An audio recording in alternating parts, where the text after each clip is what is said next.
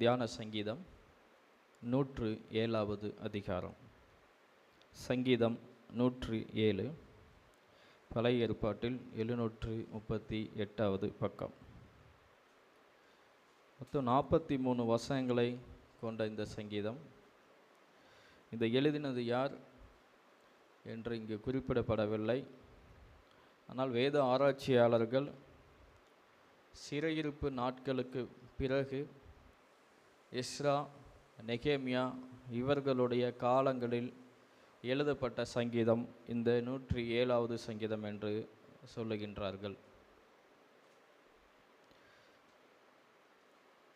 இந்த சங்கீதத்தை நீங்கள் வாசித்து பார்க்கும் பொழுது இந்த ஜனங்களுடைய வாழ்க்கையில்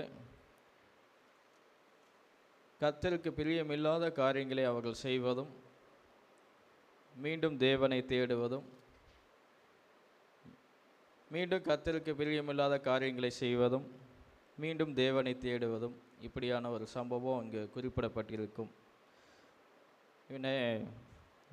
தியான வசனமாக 42, உத்தமர்கள் அதை கண்டு மகிழுவார்கள், நியாயக்கேடெல்லாம் தன் வாயை மூடும். இதுதான் நான் எடுத்த தியான வசனம். இதற்கான குறிப்புகளோடு தயார் செய்து கொண்டிருந்த பொழுதும் என் மனது நிறைவு பெறவில்லை இந்த வசனத்தை தியான வசனமாக கொள்வதற்கு. இப்போ மீண்டுமாக இந்த அதிகாரத்தை வாசித்து பார்க்கும்போது 43வது வசனத்தை கர்த்தர் எனக்கு வெளிப்படுத்தினார். எவன் ஞானம் உள்ளவனோ அவன் இவைகளை கவனிக்க கடவன், ஞானவான்கள் கர்த்தருடைய கிருபைகளை உணர்ந்து கொள்வார்கள். இந்த வேத வசனம் என் மனதில் கர்த்தர் இந்த வசனத்தை கொண்டே பேசினார். இப்போ ஞானம் உள்ளவன் இவைகளை கவனிக்க கடவன் என்றால், இப்போ இந்த அதிகாரத்தில் ஏதோ ஒரு மிகப்பெரிய ஒரு மறைபொருள் இங்கே இருக்கு. இப்போ அந்த வெளிப்பாட்டை எனக்கு தாங்க ஆண்டவரே என்று தேவ சமூகத்தில் அமர்ந்தேன். இந்த அதிகாரத்தில் முழுவதுமாக நாம் தியானத்துக்கென்று எடுத்துக்கொண்டோம். அதில் சில வசனங்களை உங்கள் முன்பாக நான் நிறுத்துகின்றேன். இங்கு கர்த்தரை துதியுங்கள், அவர் நல்லவர், அவர் கிருபை என்றும் உள்ளது என்று இந்த அதிகாரம் தொடங்குகின்றது. ஏன் இவர்களுக்கு இப்போ கட்டளை கொடுக்கப்பட்டது? 107வது சங்கீதம் 4வது வசனம். அவர்கள் தாபரிக்கும் ஊரை காணாமல் வனாந்திரத்திலே அவாந்திர வழியாய் பசியாகவும் தாகமாகவும் ஆத்துமா தொய்ந்ததாகவும் அலைந்து திரிந்தார்கள்.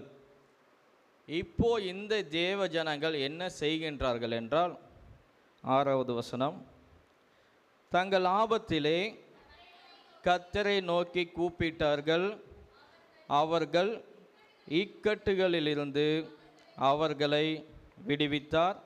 7, தாபரிக்கும் ஊருக்கு போய் சேர அவர்களை செவ்வையான வழியிலே நடத்தினார். தவளமுள்ள ஆத்துமாவை கர்த்தர் திருப்தியாக்கி பசியுள்ள ஆத்துமாவை நன்மையினால் நிரப்புகிறார். அவர்களுடைய வேண்டுதல், அவர்களுடைய தேவை கர்த்தரை நோக்கி, தங்கள் ஆபத்து காலத்தில் கர்த்தரை நோக்கி கூப்பிட்டார்கள். அவர்களுடைய விண்ணப்பங்கள் கேட்கப்பட்டது, நிறைவேறினது. முதலாவது. 2வது 10வது வசனம், தேவனுடைய வார்த்தைகளுக்கு விரோதமாய் கலங்கம் பண்ணி உன்னதமானவருடைய ஆலோசனையை அசட்டை பண்ணினவர்கள் அந்தகாரத்திலும் மரண இருளிலும் வைக்கப்பட்டிருந்தது, ஒடுக்கத்திலும் இரும்பிலும் கட்டுண்டு கிடந்தார்கள். அவர்களுடைய இருதயத்தை அவர் வருத்தத்தினால் தாழ்த்தினார், சகாயர் இல்லாமல் விழுந்து போனார்கள். இங்கு ஒரு சூழ்நிலை நிலவுகின்றது. இந்த சூழ்நிலையின் போது அந்த ஜனங்கள் தங்கள் ஆபத்திலே கர்த்தரை நோக்கி கூப்பிட்டார்கள். அவர்கள் இக்கட்டிலிருந்து அவர்களை நீங்களாக்கி ரட்சித்தார். அந்தகாரத்திலும் மரணம் இருளிலும் இருந்து அவர்களை வெளிப்பட பண்ணி அவர்கள் கட்டுகளை அறுத்தார். கர்த்தர் வெண்கல கதவுகளை உடைத்து இரும்பு தாழ்பால்களை முறித்தார். இரண்டாவதாக ஒரு சூழ்நிலை, இரண்டாவதாக ஒரு ஆபத்து. அந்த ஆபத்து நேரத்திலே ஜனங்கள் கர்த்தரை நோக்கி கூப்பிட்டார்கள். கர்த்தர் அவர்களுடைய சத்தத்திற்கு செவி சாய்த்தார். கர்த்தர் அந்த ஆபத்துக்களிலிருந்து அந்த ஜனங்களை விடுவித்தார். மூன்றாவது 18வது வசனம், அவர்கள் ஆத்துமா சகல போஜனத்தையும் அரோசிக்கிறது, அவர்கள் மரண வாசல்கள் பரியந்தம் சமீபிக்கிறார்கள். இப்பொழுது தங்கள் ஆபத்திலே கர்த்தரை நோக்கி கூப்பிடுகிறார்கள். அவர்கள் இக்கட்டுகளுக்கு அவர்களை நீங்களாக்கி ரட்சிக்கிறார். அவர் தமது வசனத்தை அனுப்பி அவர்களை குணமாக்கி அவர்களை அழிவுக்கு தப்புவிக்கிறார். மூன்றாவதாக ஒரு சூழ்நிலை. இந்த சூழ்நிலை, இந்த ஒரு ஆபத்து நாட்களில் ஜனங்கள் மீண்டுமாக கர்த்தரை நோக்கி கூப்பிடுகின்றார்கள். அப்பொழுதும் கர்த்தர் அவர்களின் சத்தத்திற்கு ஜெபத்திற்கு செவி சாய்க்கின்றார். அவர்களுடைய விண்ணப்பங்கள் கேட்கப்பட்டது. அவர்களுடைய ஜெப விண்ணப்பங்கள் நிறைவேறினது. 25வது வசனம், அவர் கட்டளையிட பெருங்காற்று எழும்பி அதன் அலைகளை கொந்தளிக்க பண்ணும். அவர்கள் ஆகாயத்தில் ஏறி ஆழங்களில் இறங்குகிறார்கள். அவர்கள் ஆத்துமா கிளேசத்தினால் கரைந்து போகிறது. வெறித்தன்மை போல் அலைந்து தடுமாறுகிறார்கள். அவர்களுடைய ஞானமெல்லாம் மூழ்கி போகிறது. இப்போ ஒரு ஆபத்து இங்கே. அப்பொழுது தங்கள் ஆபத்திலே அவர்கள் கர்த்தரை நோக்கி கூப்பிடுகிறார்கள். அவர்கள் இக்கட்டுகளுக்கு அவர்களை நீங்களாக்கி விடுவிக்கிறார். கொந்தளிப்பை அமர்த்துகிறார். அதன் அலைகள் அடங்குகின்றது. அமைதல் உண்டானது நிமித்தம் அவர்கள் சந்தோஷப்படுகிறார்கள். தாங்கள் நாடின துறைமுகத்தில் அவர்களை கொண்டு வந்து சேர்க்கிறார். அல்லேலூயா. 4 விதமான சூழ்நிலைகள், 4 விதமான ஆபத்துக்கள். 4 விதமான ஆபத்துக்களிலும் அவர்கள் கர்த்தரை நோக்கி கூப்பிட்டார்கள். கர்த்தர் அவர்களை விடுவித்தார். அப்படிதானே? அல்லேலூயா. சரி, இதில் என்ன இருக்கு அப்படின்னா, இதில் தான் இருக்கு விஷயமே. வாசிப்போம் 39. பின்பு அவர்கள் இடுக்கத்தினாலும் ஆபத்தினாலும் துயரத்தினாலும் குறைவுபட்டு தாழ்வடைகிறார்கள். அவர் பிரபுக்கள் மேல் இகழ்ச்சி வர பண்ணி வழி இல்லாத அவாந்திர வெளியிலே அவர்களை திரிய செய்து. அல்லேலூயா. இங்கே வசனம் மிக அழகாக சொல்லுது. இப்போ மீண்டும் ஒரு சூழ்நிலை மாறுது, மீண்டும் ஒரு ஆபத்து வருது. ஆனால் இந்த ஆபத்து நடக்கும்போதே ஜனங்கள் கர்த்தரை நோக்கி கூப்பிடுவதற்கு முன்னமே இங்கே சொல்லப்பட்டிருக்கா, ஆபத்தில் கர்த்தரை நோக்கி கூப்பிட்டார்கள். அப்பொழுது அந்த ஆபத்தினாலும் அந்த துயரத்திலிருந்தும் அந்த குறைவிலிருந்தும் கர்த்தர் அவர்களை விடுவித்தார் என்று அங்கே எழுதப்பட்டிருக்கா, சொல்லப்பட்டிருக்கா? இல்லை. ஆனால் இங்கே வசனம் மாறா சொல்லுது, எளியவனையோ சிறுமையில் நின்று எடுத்து உயர்ந்த அடைக்கலத்தில் வைத்து அவன் வம்சங்களை மந்தையை போலாக்குகிறார்.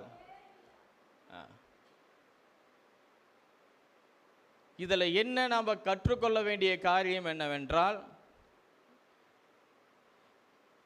நம்முடைய வாழ்க்கையில் அநேகமான சூழ்நிலைகள், அநேகமான தேவைகள், ஒவ்வொன்றவற்றிற்கும் கர்த்தரை நோக்கி நாம் கூப்பிட்டு இருக்கின்றோம், கூப்பிடுகிறோம். அந்த ஆபத்து நாட்களிலெல்லாம் தேவன் நமக்கு செவி சாய்க்கின்றார், நமது விண்ணப்பங்களை கேட்கின்றார், நமது வாழ்க்கையிலே நம் தேவைகளை எல்லாவற்றையும் நிறைவேற்றுகின்றார். வேதம் சொல்லுகின்றது, நாம் வேண்டுவதற்கும் நினைப்பதற்கும் அதிகமாகவே நம்முடைய வாழ்க்கையில் நிறைவேற்றி கொண்டிருக்கின்றார். அல்லேலூயா. ஆனால் இங்கே வசனம் சொல்லுது, எளியவனையோ. யார் அந்த எளியவன்? யார் இந்த எளியவன்? பொதுவாக வேத வசனத்தின் வேத காரியங்களின் அடிப்படையில் யார் தன்னை முழுவதுமாக தாழ்த்தி, தன்னை முழுவதுமாக அர்ப்பணித்து தேவனுக்கு என்று ஒரு வாழ்க்கை வாழ்கின்றாரோ அவர் எளியவர். நான் வெறும் களிமண், என்னை உண்டாக்கினது, என்னை வணைந்தது என் தேவனாகிய கர்த்தரே.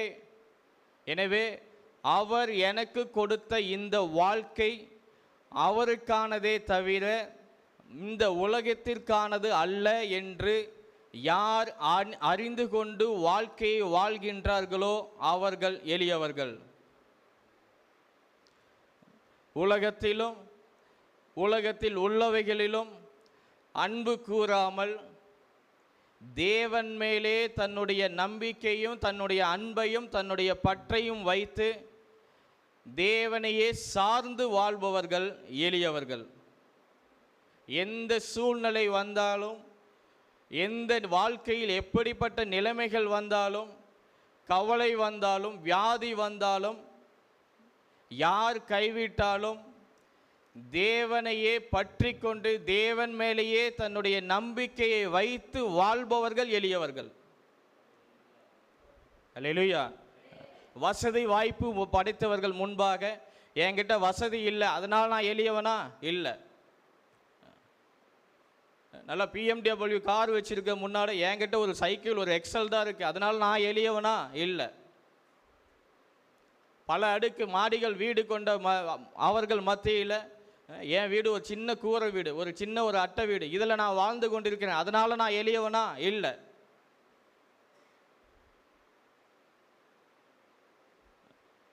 சங்கீதம் 9:18 சொல்லுது, எளியவன் என்றென்றைக்கும் மறக்கப்படுவதில்லை. அல்லேலூயா. என்னுடைய ஜெபங்கள் எல்லாம் தேவன் கேட்கிறார், என்னுடைய விண்ணப்பங்களுக்கெல்லாம் தேவன் செவி சாய்க்கிறார் என்பதால, நான் கேட்பதெல்லாம் எனக்கு கொடுக்கிறதுனால இப்போ தேவனுடைய ராஜ்யத்துக்குள்ள, தேவனுடைய சுதந்திரத்துக்குள்ள நான் போக முடியுமானா? முடியாது. எளியவனையோ. அல்லேலூயா. வெளிப்படுத்தல் 22:11. அநியாயம் செய்கிறவன் இன்னும் அநியாயம் செய்யட்டும், அவனுடைய ஜெபத்தை நான் கேட்பேன், அவனுடைய வாழ்க்கையில் அற்புதங்களை செய்வேன், அவனுடைய குடும்பத்தின் தேவைகளை சந்திப்பேன். அசுத்தமாயிருக்கிறவன் இன்னும் அசுத்தமாயிருக்கட்டும், அவனுடைய ஜெபத்தையும் கேட்பேன், அவருடைய குடும்பத்திலும் ஆசீர்வாதங்களை தருவேன், அவர்களுடைய வாழ்க்கையிலும் அதிசயங்கள் அற்புதங்கள் நடக்கும். நீதி செய்யுள்ளவன் இன்னும் நீதி செய்யட்டும், பரிசுத்தமுள்ளவன் இன்னும் பரிசுத்தமாகட்டும். இதோ சீக்கிரமாய் வருகிறேன், அவனவனுடைய கிரியைகளின்படி அவனவனுக்கு நான் அளிக்கும் பலன் என்னோட கூட வருகிறது. சங்கீதம் 107 அநேக ஜனங்கள் அநேக சூழ்நிலையில் நிமித்தமாக தேவனை நோக்கி கூப்பிட்டார்கள். அவர்கள் கூப்பிடுதலின் சத்தத்துக்கு எல்லாம் தேவன் செவிசாய்த்தார். அவர்களுடைய வாழ்க்கையிலெல்லாம் தேவன் அற்புதங்களை செய்தார்.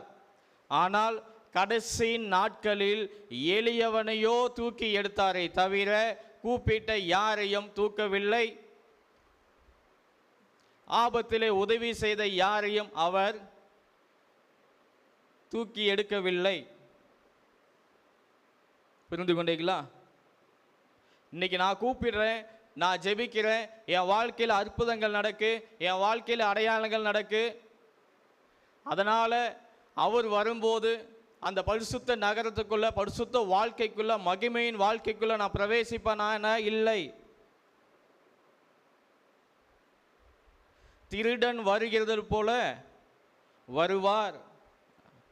யாரெல்லாம் எளியவனை போல தன்னை தாழ்த்தி தேவனுக்காக அர்ப்பணித்து தேவனுக்காகவே ஒரு வாழ்க்கை வாழ்ந்து கொண்டிருக்கின்றார்களோ அவர்கள் அந்த இரகசிய வருகையில் எடுத்துக்கொள்ளப்படுவார்கள். அல்லேலூயா. ஆண்டவரே, உம்முடைய நாமத்தினாலே பிசாசுகளை துரத்தினோமே, உம்முடைய நாமத்தினாலே அற்புதங்களை செய்தோமே, உம்முடைய நாமத்தினாலே அடையாளங்களை செய்தோமே. அதுக்கு ஆண்டவருடைய பதில் என்னது? ஆண்டவர் என்ன சொல்றாரு அங்க? அக்கிரமக்காரரேவா, நீ யாருன்னே எனக்கு, அவருடைய நாமத்தில் அற்புதம் செஞ்சோம், அவருடைய நாமத்தில் என் வாழ்க்கையில் அற்புதம் நடந்தது.